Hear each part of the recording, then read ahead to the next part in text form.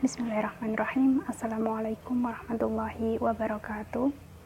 Saya Indah Aulianisa, mahasiswa program Pascasarjana Pendidikan Guru Madrasah Ibtidaiyah IAIN Salatiga. Saya akan menyampaikan presentasi berkaitan dengan surat Al-Fatihah dari Bapak Ziauddin Sardar dengan dosen pengampu Bapak Hamam SPD, MPD, PhD. Yang pertama, Praise be to God, the sustainer of the world. Tuhan pemelihara semesta alam. Wahyu merupakan pernyataan Tuhan kepada umat manusia dan Tuhan yang berbicara kepada kita dalam Al-Quran sebagai pemelihara alam semesta yang luar biasa. Kata yang digunakan di sini adalah Rob, istilah kompleks yang banyak dengan konotasi. Ini berisi gagasan bahwasanya yang tepat untuk memiliki dan akibat otoritas atas sesuatu adalah Allah. Sementara esensi hubungan Rob dengan apa yang dimilikinya adalah membudidayakan, mendorong, dan mempertahankan sesuatu dari awal hingga akhir. Oleh karena itu, pemelihara dunia adalah sumber dan pemilik semua ciptaan. Kehadirannya aktif, yang konstan memelihara semua ciptaan yang ada. Lantas, dalam hal ini, Tuhan disebut sebagai Rob, yaitu sebagai sumber pemelihara dan pemilik sejati atas segala ciptaan yang ada di bumi. Yang kedua, merciful to all, compassionate to each. Dari 99 sifat, dua yang paling sering disebutkan dan diulang 2 kali dalam Al-Fatihah, penjumlahan dari hal-hal yang paling penting untuk dipelajari dan diingat tentang agama. Mereka adalah Rahman dan Rahim. Nah, di sini penulis telah memberikan istilah-istilah dalam terjemahan sebagai Maha Pemurah, Maha Penyayang, dan kemudian sebagai penyayang untuk semua, penyayang untuk setiap orang. Terjemahan-terjemahan ini sedikit berbeda dari kata-kata yang paling umum, bermurah hati, penuh belas kasihan, dan juga menekankan 2 poin utama. Yang pertama, Tuhan tidak ada bandingannya dalam kemurahan, rahmat, kasih sayang, pengampunan, dan kebaikannya. Semua indera yang terkandung dalam Rahman. Dan kedua, Tuhan mencurahkan rahmatnya kepada semua, setiap individu, siapapun mereka, apapun identitas atau keyakinan mereka, atau tanpa keyakinan. Nah, Tuhan Maha Pengasih kepada masing-masing sesuai dengan makanan penutupnya masing-masing. Karena setiap orang secara individu dikenal oleh Tuhan. Nah, penulis juga lebih suka terjemahan penyayang kepada semua, akan tapi pengasih kepada setiap orang, karena terjemahan ini selalu mengingatkan akan luasnya, namun juga kekhususan hubungan Allah dengan semua ion atau makhluknya. Juga terjemahan ini menggemakan rasa universalitas dan pluralitas yang terkandung dalam istilah Rob, pemelihara dunia. Yang ketiga, Lord of the Day of Judgment. Keberadaan manusia tidak hanya di dunia ini. Allah menempatkan ciptaannya bukan hanya di sini dan sekarang, melainkan di akhirat juga. Nah, Dia atau Allah adalah penguasa hari pembalasan. Orang yang berbeda berperilaku, budaya, dan tradisi mereka berbeda, namun semua harus mempertanggungjawabkan perilaku mereka pada hari penghakiman. Ketika Tuhan tidak akan disembunyikan dan akan menjadi sangat jelas bahwa Tuhan adalah penguasa mutlak segala sesuatu. Tantangan moral, tujuan agama, kemudian adalah umum bagi semua, sama dalam setiap kasus. Berbuat baik sebanyak yang bisa dilakukan, tidak peduli apa budaya maupun tradisinya. Akan ada hari ketika semua dunia yang berbeda dan setiap anggota dari dunia itu akan kembali ke sumber mereka, yaitu Tuhan.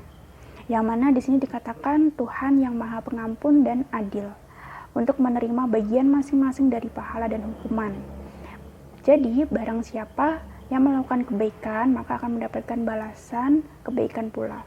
Begitupun sebaliknya, jika manusia itu berbuat maksiat, maka dia akan mendapatkan balasan berupa hukuman di akhirat. Keempat, you do we worship and to you we call for aid. Keberadaan manusia dimulai dan diakhiri dengan Tuhan. Memahami sifat Tuhan merupakan dasar untuk mendapatkan hubungan kita dengan Tuhan yang benar. Memang melekat dalam pandangan dunia Muslim bahwa hanya dengan mengenal dan mengakui Tuhan dalam semua aspek kehidupan kita, kita dapat benar-benar mengenal dan memenuhi diri kita sebagai manusia. Memuji Tuhan adalah konsekuensi dari mengenali sifat-sifat esensialnya dan hidup sesuai dengan hal itu. Dalam mencari bantuan Tuhan, kita harus mengandalkan belas kasihan dan kasih sayangnya. Jadi, pastilah kewajiban setiap individu untuk mencerminkan dan menunjukkan kualitas-kualitas dalam semua tindakan mereka, dalam semua hubungan mereka dengan orang lain dan dunia tempat kita hidup. Ketika kita melihat sekeliling kita pada dunia, jelas dalam banyak kasus mengulangi ucapan dalam doa bukanlah pengganti untuk mendengarkannya dan memikirkan maknanya. Serta sebagai manusia harus meningkatkan kualitas ibadah sebagai wujud rasa sembah dirinya kepada Tuhan. Yang kelima, Judas to the straight way. Al-Fatihah dimulai dengan pernyataan diri Tuhan tentang sifat-sifatnya yang paling penting. Itu dimulai dengan memusatkan perhatian kita pada keajaiban Tuhan. Wajar jika kita menghargai Tuhan, respon kita adalah dengan cara memuji dan menyembahnya. Dan dari siapa lagi kita harus mencari bantuan dan bimbingan. Secara khusus, kami berdoa untuk dibimbing menuju jalan yang lurus. Jalan yang akan membawa kesuksesan di dunia ini dan keselamatan di akhirat. Pada dasarnya, kami meminta Tuhan untuk menerangi keduanya, kebenaran itu sendiri dan jalan menuju kebenaran. Tapi, kebenaran, seperti yang kita semua tahu, tidak selalu mudah untuk digambarkan. Islam sendiri beberapa kali digambarkan sebagai jalan yang lurus.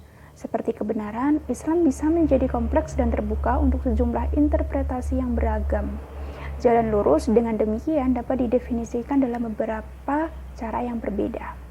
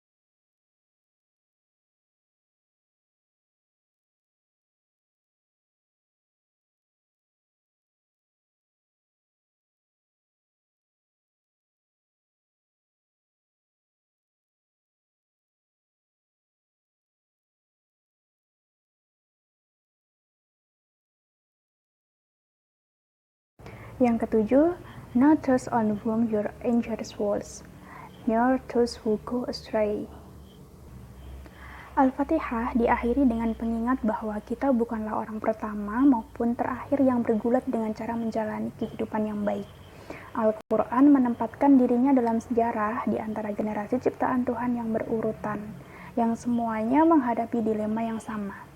Al-Quran bukanlah contoh wahyu pertama dari Allah. Semua orang yang ada sebelum datangnya Al-Quran menerima peringatan.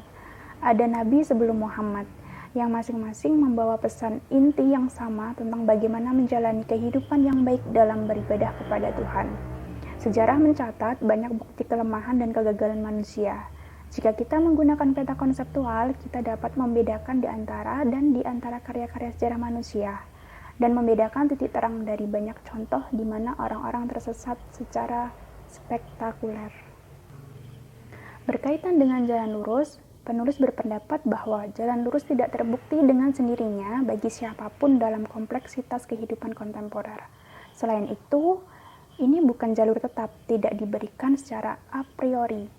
Itu berubah dengan perubahan keadaan dan mengungkapkan dirinya secara berbeda dalam situasi yang berbeda. Itu harus terus-menerus ditemukan dan ditutupi kembali. Dan yang paling pasti, mengikuti jalan yang lurus tidak berarti memiliki satu jawaban yang selalu dapat diterapkan. Bahkan lebih jauh lagi, ada dan tidak ada jaminan bahwa setiap orang akan menemukan jalan yang lurus, bahkan orang-orang yang beriman sekalipun. Penentuan yang benar tentang bagaimana nasib kita akan dibuat di akhirat oleh Tuhan pada hari pembalasan. Semua manusia yang lemah dan tidak bisa berbuat salah dapat melakukan yang terbaik yang mereka mampu. Yang terbaik sebagai karya kecerdasan dan ketekunan.